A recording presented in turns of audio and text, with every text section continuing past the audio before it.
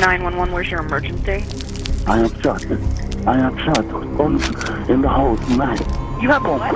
An ambulance, please. On this desperate call to 911, Alan Russell pleads for help after getting shot, with screams heard in the background. Hello? One day after a triple murder-suicide shattered this Berkeley Township neighborhood, yellow tape still cordons off Fairwood Drive. A forensic team remains on the scene, meticulously documenting the remnants of a nightmare that has not yet ended. Your victim's going to be at number 8, Fairwood Drive. I heard pop, pop, pop, pop. Neighbors describe a sequence of terror lasting only seconds. 3 lives were extinguished before the gunman turned the weapon on himself. All you hear is bang, bang, bang, bang, bang. And I literally just grabbed my daughter and I was like, oh my gosh. That mother pulled her child from sleep, startled by sounds that should never haunt a quiet street at 5 in the morning. By the time officers breached the front entrance of the residence on Fairwood Drive, the neighborhood was eerily silent. 4 lay dead. Among them, a 38-year-old mother of 3, discovered 50 yards from the home she tried to escape. 50 yards.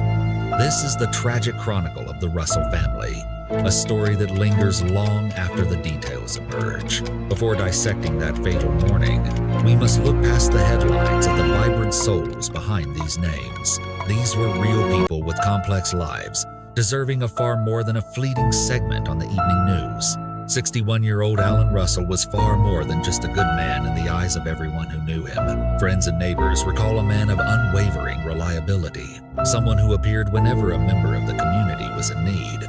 As a church elder, he did not just occupy a pew, he provided the spiritual foundation for his entire congregation. He led scriptures, guided families through their darkest hours, and practiced quiet charity without ever seeking recognition or applause. That same compassion defined his career as a caseworker for the New Jersey Department of Children and Families. Anyone familiar with the reality of social work understands the immense emotional toll and complexity of such a calling. It requires entering fractured homes and making the agonizing decisions that determine a child's future during a crisis. For decades, Alan served his community, leaving an indelible, positive impact on countless families throughout the entire region. When news of the tragedy broke, his colleagues were left paralyzed, struggling to process the magnitude of the loss. His entire office is at a profound loss, mourning the absence of a man who was their pillar. That was the legacy Alan left. His wife, 60-year-old Michelle, was equally devoted as a dedicated church missionary. Together, Michelle and Alan had constructed a life rooted in faith, service, and deep, unbreakable familial bonds. They were an inseparable team, a partnership that served as a blueprint for others to follow in their community. Their 38-year-old daughter, Diana Stewart, had been privately weathering a storm long before it finally turned terminal. Her marriage to her estranged husband, Vaughn Stewart, had devolved into a dangerous cycle of fear and instability. Records show repeated domestic disturbances, with police summoned to the Fairwood Drive residence multiple times over the years. These were not mere whispers or rumors. They were documented facts sitting in a police file for anyone to see. Eventually, Diana summoned the courage many in her shoes find impossible to reach, and she chose to leave. She gathered her 3 children and sought sanctuary within the safety of her parents' home on Fairwood Drive. She secured a restraining order against Vaughn, refusing to leave her children's safety to mere chance or hope. Diana followed every protocol the legal system demanded, yet the outcome remains a gut-wrenching betrayal of that trust. 37-year-old Vaughn Stewart was the father of Diana's 3 children, and the singular source of her dread. The history attached to this man is chillingly prophetic when viewed in the context of what eventually happened. Just 1 month prior, Vaughn was arrested in Union County for issuing a specific, credible death threat. Despite an arrest for threatening a life, the system processed him and promptly opened the doors for his release. He returned to the streets, unmonitored and fully capable of making the drive to number 8 Fairwood Drive. It defies logic, as Diana had taken every proactive step possible to shield herself from his known violence. She utilized every legal tool available to distance her family from a man the state knew was dangerous. She had the paperwork, she had the new address, and she had her children tucked away in safety. but the safety net promised by the law failed to catch them when the moment of crisis finally arrived. Alan Russell spent his life entering homes exactly like the one where his own daughter would eventually perish. It was a sanctuary for a woman fleeing a predator and children caught in the crossfire. These were the addresses where legal warnings existed, and the danger was documented as his life's work. This was the grim mission he gave his entire professional life to. Yet his own daughter lived that nightmare under his roof while he shielded her and the children. 3 young children were asleep inside that Fairwood Drive residence when Vaughn Stewart arrived. They witnessed the unthinkable, and now we must examine how this reached its violent end. This storm did not materialize out of thin air. It left a long, documented path for all to see. The union between Diana and Vaughn Stewart was stained by years of domestic terror. These weren't whispers, but official reports bringing police to Fairwood Drive time and again. It was toxic history that fills folders and should have, by any logic, stopped the clock. Finally, Diana took a stand by walking away and securing the legal shield. She sought sanctuary with her children behind her parents' front door. For one fleeting moment, it felt like the system was working for her family. But 4 weeks before the massacre, Vaughn Stewart was arrested for a death threat in another case. Despite a restraining order and a violent history, he remained a free man. A fresh death threat arrest wasn't enough. The system simply let him slip away. On the final evening, Alan Russell was at church leading a Bible study. His congregation sat with him, never imagining this would be their final goodbye. He returned home to find his daughter safe and his grandchildren asleep. They felt secure inside, unaware of the darkness closing in on them. Elsewhere, Vaughn Stewart had already mapped out a bloody sunrise for 5 in the morning. Let us be clear, there was no knock, no warning, and no conversation. He did not come to talk or resolve issues at a civil hour. He arrived before dawn, while the street was silent and the house was defenseless. He chose the hour when sleep is deepest and children are most innocent. Armed and ready, he breached the home and shot Alan and Michelle Russell. He executed the parents who had turned their home into a family fortress. Alan was 61 and Michelle was 60. Both were executed before the sun rose. Bleeding out, Alan Russell somehow reached for a phone to dial 911. Consider the sheer will required for a dying man to call for help. The man who answered the cries of others was now calling for himself. He managed to tell the dispatcher that he had been hit inside the house. I am shot. I am shot. On in the house, man. You have Come what? quick, send an ambulance, please. Hello? You can hear the screaming in the back. The recording is a haunting soundscape of total chaos. Alan, a pillar of faith, fought to stay conscious until the sirens arrived. But it was too late as Diana bolted the second the gunfire started. She fled into the pitch-black morning, running for her life down the street. She sprinted into the cold while her neighbors slept, oblivious to the carnage. Vaughn Stewart hunted her down, firing his weapon repeatedly as she tried to escape. The quiet neighborhood was shattered by the rhythmic, terrifying crack of a handgun.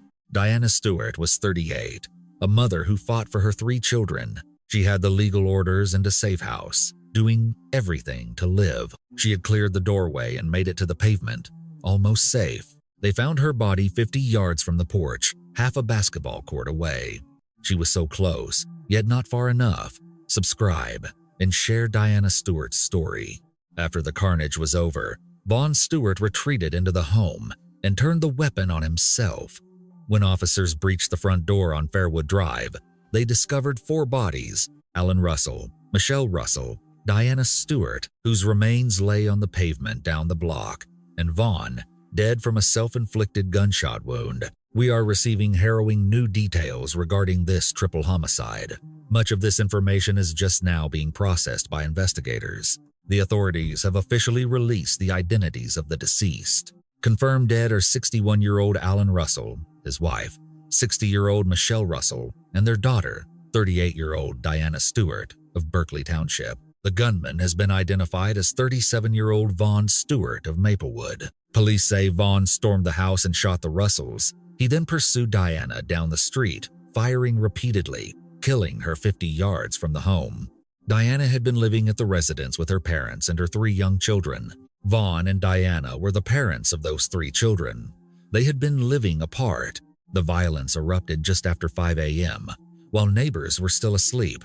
The shooting unfolded along the quiet stretch of Fairwood Drive. At least 8 rounds were fired. Some of the gunfire was captured on Ring security video. Your victim's going to be at number 8 Fairwood Drive. That's not secure as well, so just stay where you're at. I heard pop, pop, pop, pop. Terrifying moments witnessed by neighbors, the response captured on Broadcastify. You're getting medics from Lakehurst. Within seconds, 3 lives gone. The killer then ended his own life.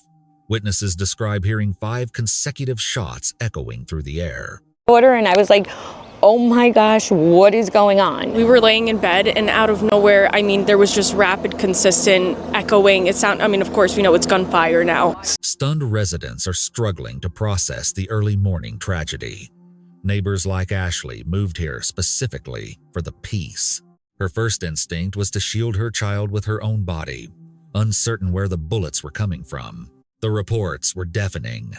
The Ocean County Prosecutor's Office confirmed 3 fatal shootings before the gunman died at a hospital from self-inflicted injuries. The perimeter remained cordoned off all day, while police assured the public there was no further danger. Residents described being paralyzed by fear, their bodies shaking as they waited for the shooting to stop. Fresh details reveal police arrived on the scene just moments after Vaughn gunned down Diana. She fell 50 yards from the home. As Vaughn retreated back inside, officers heard one final shot ring out. That was the instant police say Vaughn took his own life. 3 children were found inside the house, physically unharmed, but their lives were shattered. Their entire world was gone. When police reached 8 Fairwood Drive that morning, they were already on high alert. A neighbor had reported the gunfire, and according to official accounts, officers watched Vaughn enter the home just seconds before the final shots echoed from within. They were right there. They heard the conclusion. By the time they crossed the threshold, it was all over. They walked into a suburban home transformed into a crime scene in the dark, with 3 children hidden somewhere inside. Moving through the rooms, investigators found Alan and Michelle shot dead in the home they had used to shelter their family. They then located Diana outside, 50 yards from her parents' door, with multiple gunshot wounds. Vaughn was inside, dead by his own hand. 4 lives ended at a single address. Fairwood Drive remained wrapped in yellow tape for the next 24 hours as forensics processed the scene. It stayed an active crime scene well into the following afternoon. Neighbors stood in the street, trying to comprehend an act of such senseless brutality. One resident noted that this is simply not the kind of place where you expect such horror to happen. Another described a profound, personal sadness for a family many had never even met. Authorities have officially stated that the specific motive for the massacre remains under investigation. That is the clinical language used when a case is open, but the perpetrator is dead and cannot answer for his crimes. However, the evidence suggests a dark history, a man with a documented past of domestic abuse. There was an active restraining order filed against him by his estranged wife, Diana. May the memory of Diana, Alan, and Michelle never be forgotten. Subscribe, hit the bell, and share to honor the lives lost on Fairwood Drive. A death threat arrest weeks before a silent, armed arrival at a sleeping household. The pattern is chillingly clear. Investigators later confirmed a heartbreaking detail. 3 children were found physically unharmed inside that house of horrors. The next step, determining the fate of those 3 survivors, brought a layer of grief that defies simple words. The children were placed with the New Jersey Department of Children and Families. This was the very agency where their own grandfather, Alan Russell, had spent his entire career. He believed in this system, working alongside these professionals every single day of his life. Now, those same colleagues were responsible for the safety of his grandchildren. Sit with that for a moment. A colleague of Alan's at DCF, Quinn Gunderson, said her entire office was at a... She made it clear that Alan was more than a coworker. He was a man who truly showed up for the families he served, for his community, and for every soul he encountered. Gunderson organized a fundraiser to cover the funeral costs for Alan, Michelle, and Diana, and to provide for the 3 orphans. The community response was instant, coming from people who had known them for years, from fellow church members and old neighbors. all reaching out to help in the shadow of such a massive tragedy. A childhood friend of Alan's shared a simple, gut-wrenching post on social media. He said he had not seen Alan in years, but that he grew up with him and his family. He asked for prayer, for the children especially, for the rest of the family, for peace and comfort and grace. And then he said something that deserves to be repeated. In fact, he said, "This whole tragedy could have been avoided." And then he asked how many others could still be saved. That is not a rhetorical question. It is an urgent plea. There will be no trial, no courtroom confrontation, and no final sentencing from a judge. Vaughn Stewart ensured there would be no day of reckoning when he took his own life on Fairwood Drive. This case was closed by a self-inflicted gunshot, not by the hand of the law. For the loved ones left behind, the absence of a formal trial is a secondary, bitter kind of pain.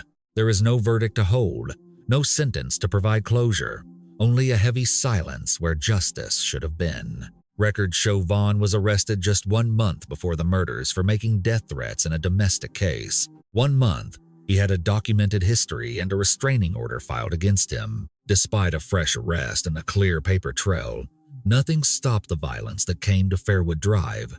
This is the failure that investigators and advocates will be forced to reckon with for a long time. The night before his death, Alan Russell was teaching Bible study.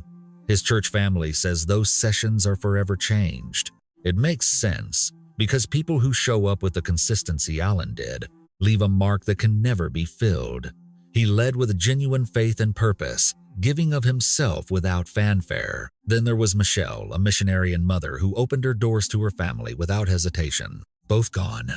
And Diana Stewart, a woman who did everything right, who saw the danger, sought help, and fled to protect her children.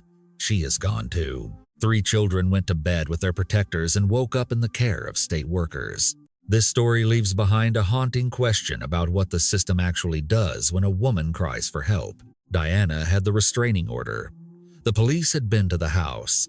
Vaughn was arrested for a death threat, yet he still had a gun. He still found her. Moving forward is difficult because the record shows we still haven't figured out how to do better. Alan Russell believed in the power of change. He built his entire career on that fundamental hope. He walked into the middle of other people's crises to make their homes safer. It is tragically honest that the only situation he couldn't fix was the one that followed him home. This is a story about what happens when warning signs are treated as paperwork instead of life or death emergencies. It is about the vast gap between what the system promises and what it actually delivers. It is about the Russells, a faithful family who deserved a future. Rest well, Alan, Michelle, and Diana. To the children, we see you and remember you. Subscribe and bell for Diana Stewart. We can only hope the world grants you the grace it withheld from your family.